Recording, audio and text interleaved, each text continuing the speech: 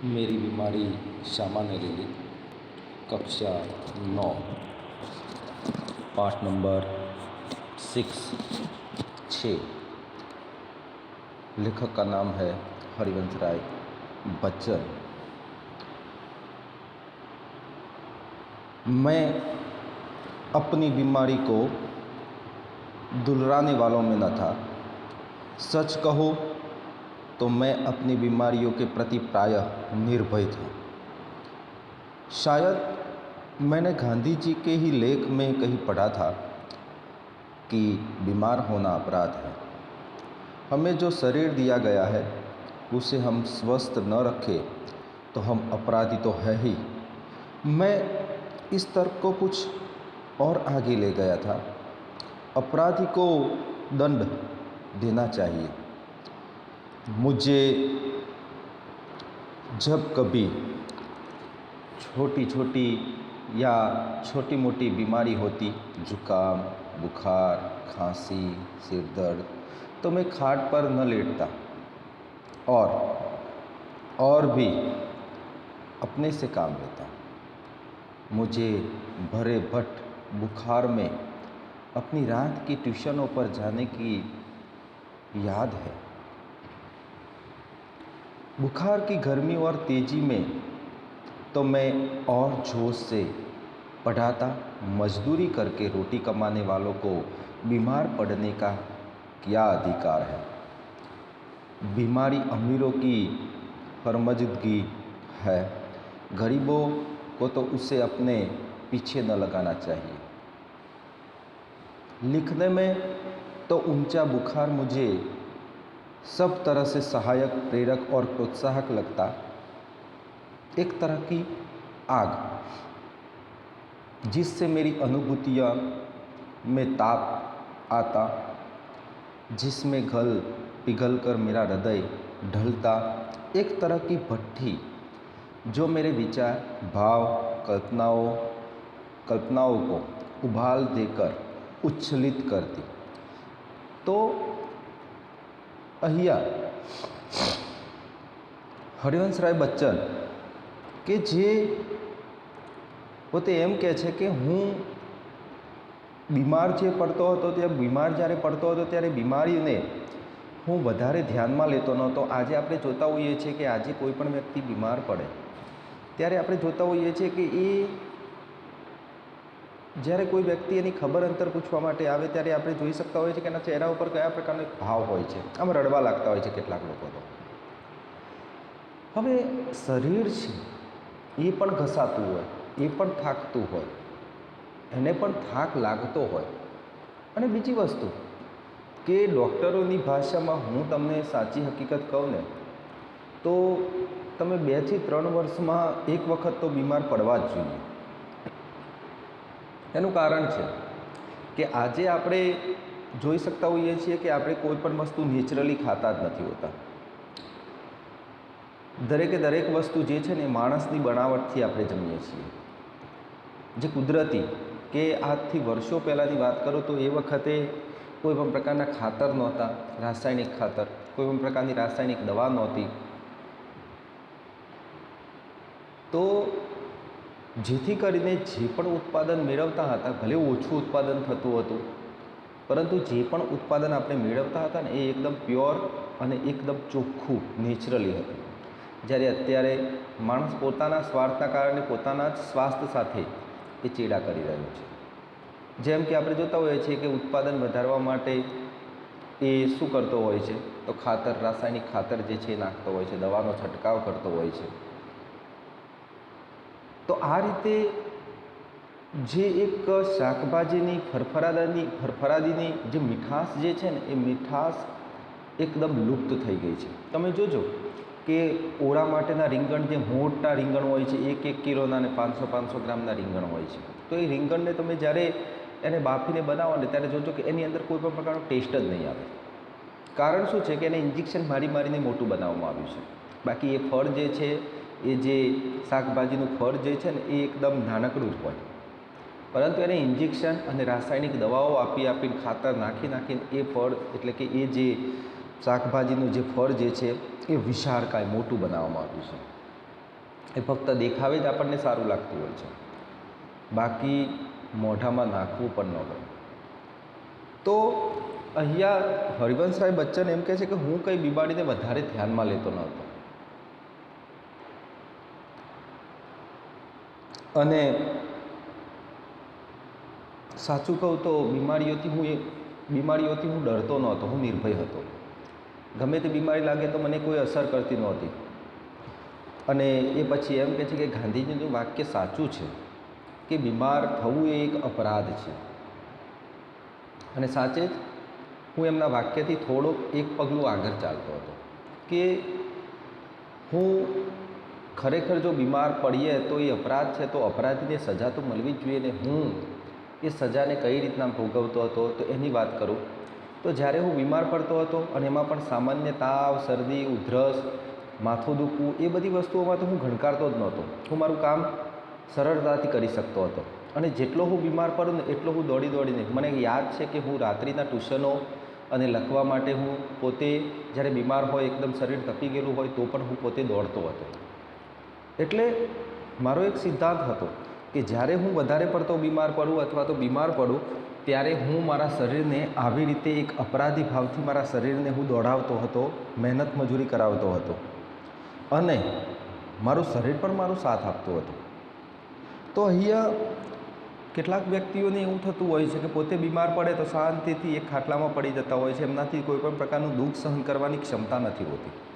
જ્યારે કેટલાક વ્યક્તિઓ બિચારા મજબૂરીમાં, તો અહીંયા લેખકે વાત એ પણ કરેલી છે કે ભાઈ બીમાર પડવું ને એ ગરીબો જે છે કે જે લોકો રોજબરોજ એક રૂપિયાનો હિસાબ રાખતા હોય છે, જે લોકોને એક રૂપિયો કામનો હોય છે અને એમના ઉપર જ આખો પરિવાર નિર્ભર હોય છે, એવા ગરીબ લોકોને બીમાર પડવું એ શોભતું હોતું નથી.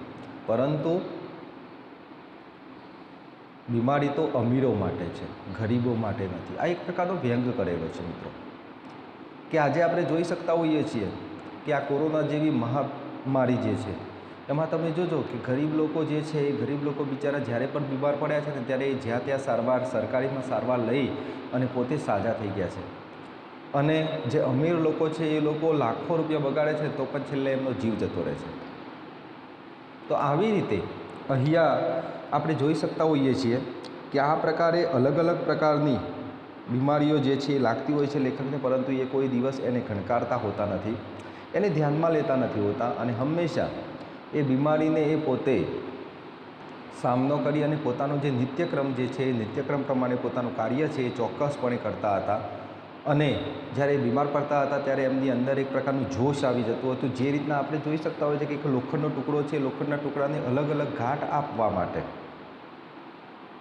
જુદા જુદા ઘાટ આપવા માટે એને ધણની અંદર તપાવવામાં આવે છે, એકદમ લાલ જોર કરી નાખવામાં આવે છે અને પછી એના ઘાટ આપવામાં આવે છે. એવી રીતે લેખકનું શરીર જે છે એટલું ધગધગતું હોય, તપતું હોય, તો પણ એ પોતે પોતાનું કાર્ય જે છે એ કાર્ય કર્યા જ કરતા હતા.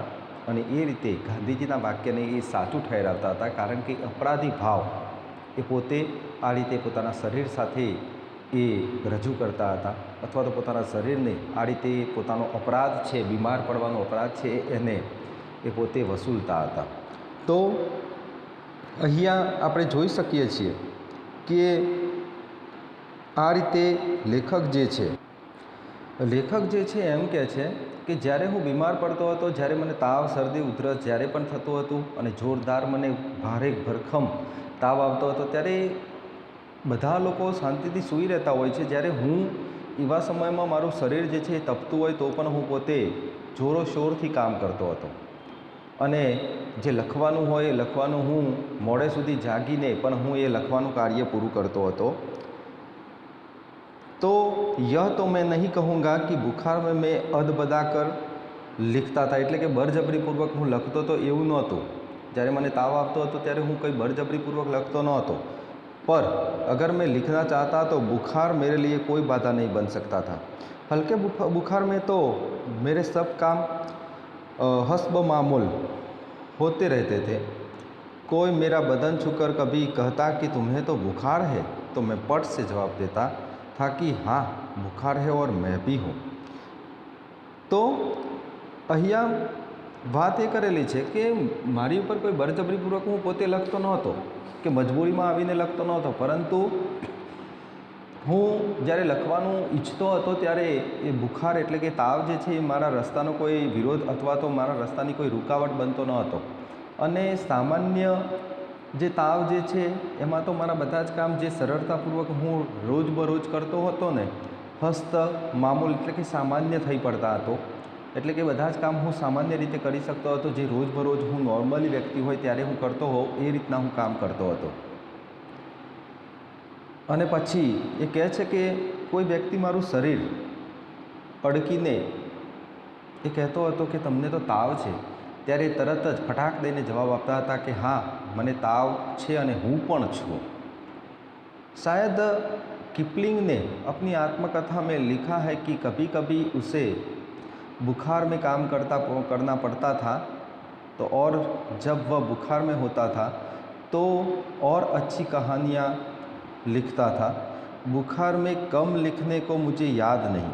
તો અહીંયા એક લેખકની વાત કરેલી છે કિપલિંગ, કે જે પોતે પોતાની આત્મકથા એટલે કે આપણે જોઈ શકતા હોઈએ છીએ કે જે એવી એક લેખની સાહિત્યમાં કે જેમાં લેખક જે છે એ લેખક પોતાના જીવનનો વૃત્તાંત, પોતાના જીવનની અંદર બનેલી ઘટનાઓને એ પોતે અહીંયા લેખની સ્વરૂપે કંડારતો હોય છે, એને આત્મકથા કહેતા હોય છે. આત્મ એટલે કે પોતાની અને કથા એટલે સ્ટોરી અથવા તો વાર્તા.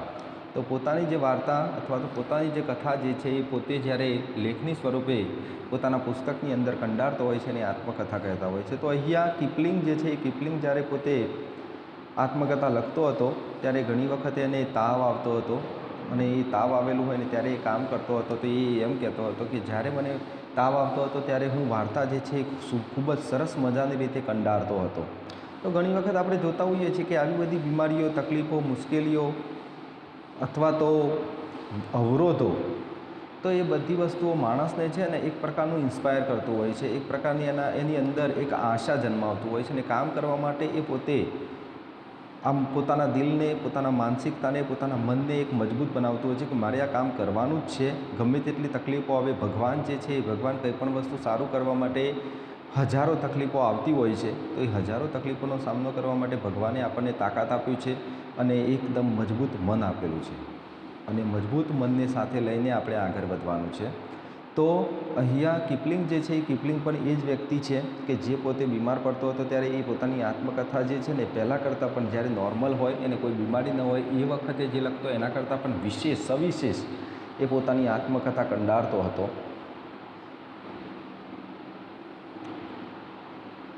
बुखार में कम लिखने को मुझे याद नहीं, वह कैसा बन पड़ा इसका निर्णय मैं न देना चाहूँगा. प्रसंगवश मुझे याद आ गया है कि अपनी दो चट्टाने की दो. તો અહીંયા લેખક એમ કહે છે કે મને જ્યારે બીમાર હોય, તાવ આવ્યો હોય ત્યારે હું ન લખતો હોય એવું મને યાદ નથી આવતું, અને હું કોઈને કહીશ પણ નહીં. અને જ્યારે મને તાવ હતો ત્યારે મારી બે ચટ્ટાનો અને બે સૌથી મોટી કવિતાઓ એટલે કે સબસે બડી કવિતા એ સાતરમ એवं नोबल पुरस्कार ठुकरा देने पर और दो चट्टाने अथवा सिसफस बरस हनुमान मैंने पुलिसी में पड़े पड़े लिखी थी. એટલે કે આ જે બે કે દો ચટ્ટાને અને સિસફસ બરસ હનુમાન એ બંને જ્યારે મને ટીબી હતી ત્યારે હું પડ્યા એટલે કે ખાટલાવશ થઈને મેં આ બંને લખ્યા હતા. बहरहाल जब मैं अपनी जवानी पर था बीमारी मुझे पराजित न करती थी. જ્યારે હું યુવાન હતો ત્યારે બીમારી જે છે ને એ બીમારી મને પરાજિત એટલે કે હરાવી શકતી નહોતી. मैंने ही अपनी जीत से बीमारी को पराजित कर दिया. એટલે કે હું પોતે જિદ્દી હતો કે એ વળી તાવ છે ને મારી શરીરની અંદર, મને માથું શાનું દુખે, મને શરદી શાની થાય, આવી રીતે પોતે એની સામે જીદ કરતા હતા અને પોતે એ જે બીમારી હતી એ બીમારીને હરાવી દેતા હતા. ઘણા વ્યક્તિઓ એવા હોય છે કે પોતે પોતાના આત્મબળથી, મિત્રો મને ખબર છે કે જ્યારે કોઈ વ્યક્તિને કેન્સર થતું હોય છે ને, એ કેન્સર થતું હોય છે ત્યારે અનેક ઘણી દવાઓ લેતા હોય છે, પોતે શેક લેતા હોય છે, કેટલું એ કરતા હોય છે, પોતાના માથાના વાળ, આખા શરીર ઉપરથી વાળ જે છે એ પણ બધા બળી જતા હોય છે, એવી એ દવાઓ લેતા હોય છે, એટલી ગરમ દવાઓ લેતા હોય છે, અને તો પણ ઘણી વખતે એ પોતે એમાંથી સાજા થઈ શકતા હોતા નથી. એનું કારણ એક જ છે કે પોતાનું આત્મબળ. એમને મનમાં નક્કી જ કરી લીધું કે હવે હું મરવાનો જ છું. પરંતુ મિત્રો, એ વ્યક્તિએ એવું વિચારવું, આ તો કેવું છે કે આપણું બોલવું સરળ છે, પરંતુ મારું માનવું છે. આપણે એવું કહેતા હોઈએ છીએ કે બોલવું સરળ છે, પરંતુ જેને થાય ને એને ખબર હોય કે એ દુઃખ કેવું હોય છે. 100% આપણે માનીએ જ છીએ કે દુઃખ કેવું હોય છે, પરંતુ ઘણી વખત આપણે જોતા હોઈએ છીએ કે મજબૂત મન, કોઈ પણ વ્યક્તિ જે છે ને એ મજબૂત મન રાખે ને કે ના, મારે આની સામે જીતી જ જવું છે અને મને કશું જ નથી થયું, આ રીતના પોતે જો જીવનમાં આગળ વધે ને તો એની આખી જિંદગી કોઈ પણ પ્રકારની તકલીફ નથી આવતી હોતી. એને જીવનમાં કોઈ પણ પ્રકારની તકલીફ નથી આવતી હોતી, કારણ કે એ રોગથી પર થઈ ગયો છે, દૂર થઈ ગયો છે. એને મનમાં એક નક્કી કરી લે કે હું સામાન્ય માણસ છું, મને કોઈ પણ પ્રકારની બીમારી નથી મારા શરીરની અંદર, અને જેથી કરીને એ જે છે ને તમામ રોગનો એ સામનો કરી શકતો હોય છે. હંમેશા ગાંધીજી એક જ વસ્તુ કહેતા હતા કે હંમેશા કોઈ પણ શરીરની અંદર રોગ જે છે ને એ રોગ એવા વ્યક્તિને હરાવે છે કે જેનું મન જે છે એ નબળું હોય. બાકી મક્કમ મનવાળા વ્યક્તિને કોઈ પણ રોગ જે છે ક્યારે પણ હરાવી શકતો હોતો નથી. અને આમ પણ નિયમ છે કે મનુષ્યનો જે પણ જીવ જન્મ્યો છે ને એનું મૃત્યુ ચોક્કસપણે છે, આજે નહીં તો કાલે. તો જે પણ જીવન મળ્યું છે એને શાંતિથી જીવી લો. આ પ્રકારે અહીંયા વાત એ કરેલી છે કે લેખક જે છે હરિવંશરાય બચ્ચન એ પોતે એક મજબૂત મનવાળા વ્યક્તિ છે. અહીંયા એ પોતે જે છે એ પોતે જિદ્દી છે, અને જેના કારણે એ દરેક વસ્તુનો સામનો જે છે એટલે કે બીમારીને પણ એ પોતે હરાવવાની ક્ષમતા ધરાવે છે. આ પ્રકારે એમના એક સ્વભાવની વાત કરેલી છે. बुखार सुखार आखिर कितने दिन चलता, विश्राम तिवारी कहा करते थे कि मार के पीछे भूत भागे. मैंने अपने प्रयोग से सिद्ध किया था कि काम के पीछे बुखार भागे. તો અહીંયા વિશ્રામ તિવારી જે છે એ પોતે એમ કહ્યું હતું કે માર કે પીછે ભૂત ભાગે. તો આજથી અમે જ્યારે નાના હતા એ વખતના એક પ્રસંગની વાત કરું કે જ્યારે અમે બેગ ભરાવી અને સ્કૂલમાં જતા હતા ત્યારે મારા પોતાના જીવનનો એક પ્રસંગની વાત કરું. તો ત્યાં રસ્તામાં એક આખું ફળિયું પડતું હતું. તો અમે પ્રાથમિક શાળામાં ભણતા હતા, લગભગ 3-4માં. તો એ વખતનો મને પ્રસંગ એક યાદ છે.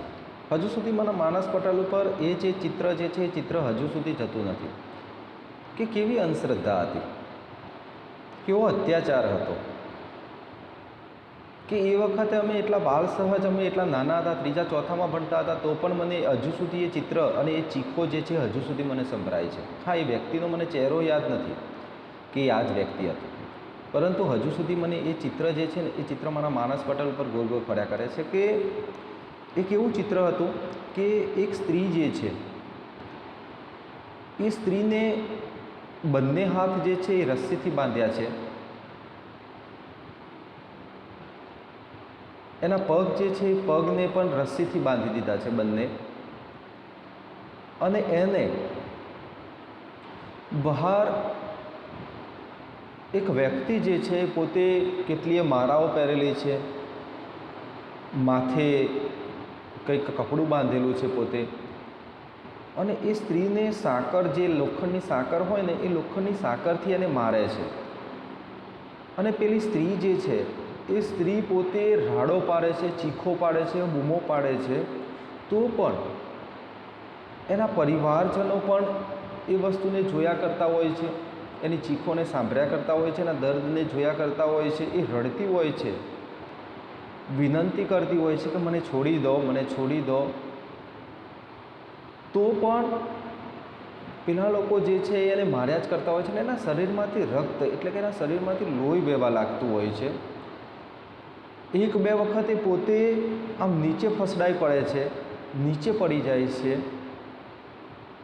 અને ત્યારબાદ થોડા સમય પછી અમને ખબર પડી કે ભાઈ એની અંદર કોઈ ભૂત પ્રેત જે છે એ અંદર ઘૂસી ગયું હતું, અને એને કાઢવા માટેની આ એક પ્રકારની વિધિ હતી. તો મિત્રો, કેવી અંધશ્રદ્ધા!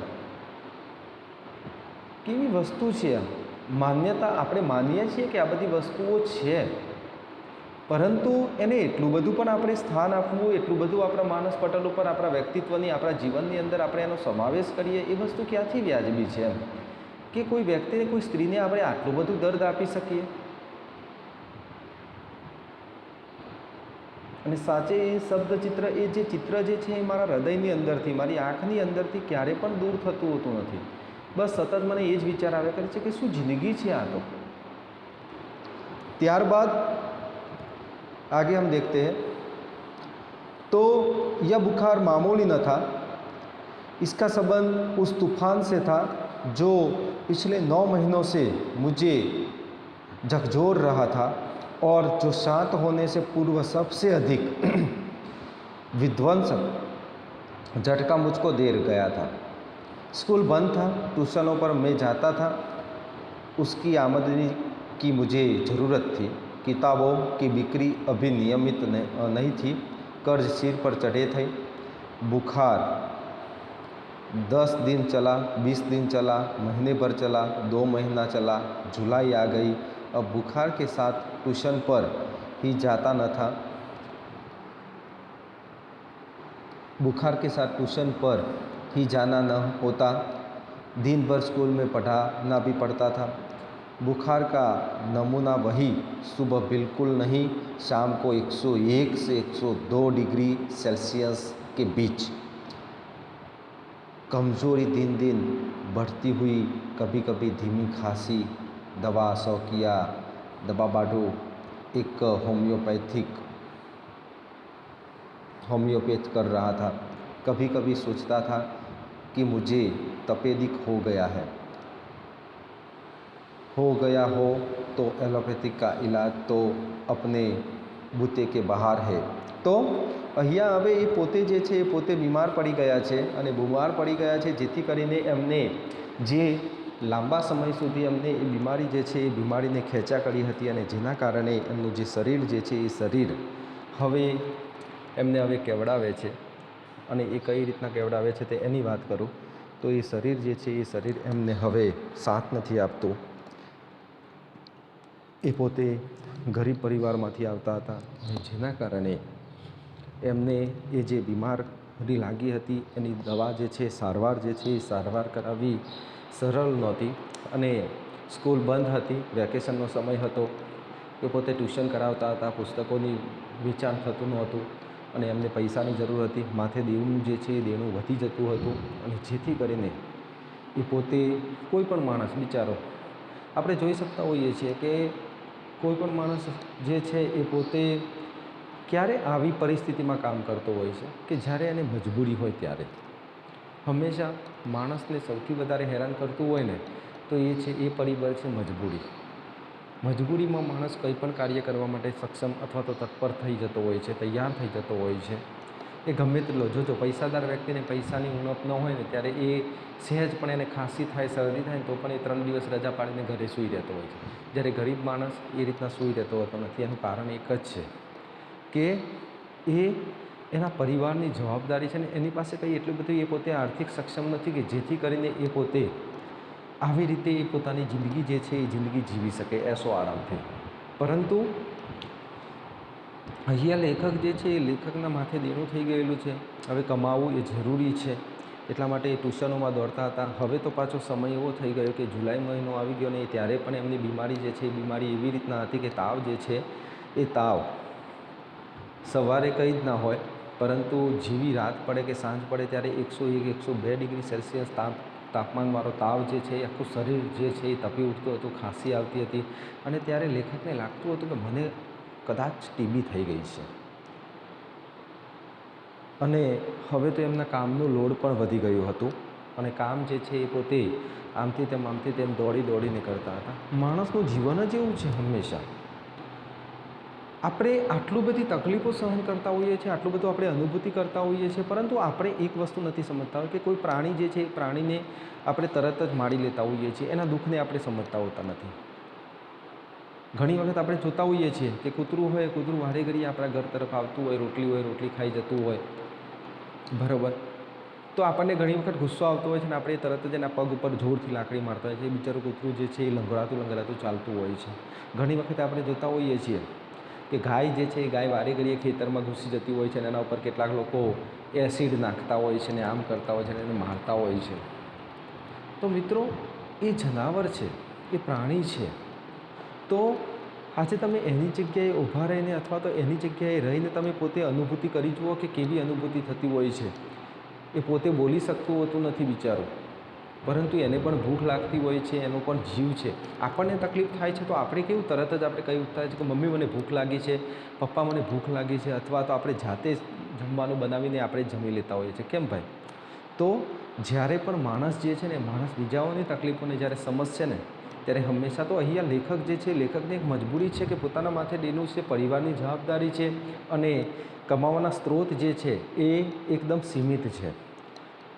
પહેલાં સ્કૂલ બંધ હતી તો જેથી કરીને એમને આરામ મળી રહેતો હતો, પરંતુ એ સમય દરમિયાન એમની સારવાર ન કરાવી એનું કારણ એક જ હતું કે મજબૂરી. એ વખતે ટ્યુશનની ઇન્કમ હતી અને જેથી કરીને એક જ ઇન્કમમાં એમને પોતાનું જીવન ગુજરાન ચલાવવાનું હતું. હવે સ્કૂલ ચાલુ થઈ એટલે હવે એમની પાસે સમય નથી રહ્યો અને માથે દેણું હતું, એટલા માટે હવે કમાવવું એ જરૂરી હતું. તો આટલે સુધી આપણે આ પાઠ જે છે એ પાઠ આપણે રાખીશું. દરેકે દરેક વિદ્યાર્થી મિત્રો જે પાઠ જે છે એ સમજાઈ ગયો હશે અને આ પાઠ જે છે એ ખૂબ જ સરસ મજાનો છે. નેક્સ્ટ લેક્ચરમાં આપણે ફરીથી એક વખત રિવિઝન કરી અને ફરીથી આપણે આ પાઠની સમજૂતી આપીશું. અને આજે જે પણ આપણે વિષય વસ્તુ તમને સમજાવ્યું છે કે હરિવંશરાય બચ્ચન જે છે એ પોતાના શરીર સાથે જ્યારે બીમાર પડતા હતા ત્યારે કયા પ્રકારનું વર્તન કરતા હતા, એમની શું મજબૂરી હતી, એ શું કામ કરતા હતા, એમને કયા કયા દ્રષ્ટાંતો આપ્યા, ગાંધીજીનું દ્રષ્ટાંત આપ્યું, એક મહાન લેખકનું દ્રષ્ટાંત આપ્યું અને એના ઉપરથી એ પોતે ઇન્સ્પાયર થઈને પોતે કામની પાછળ દોડ્યા કરે છે.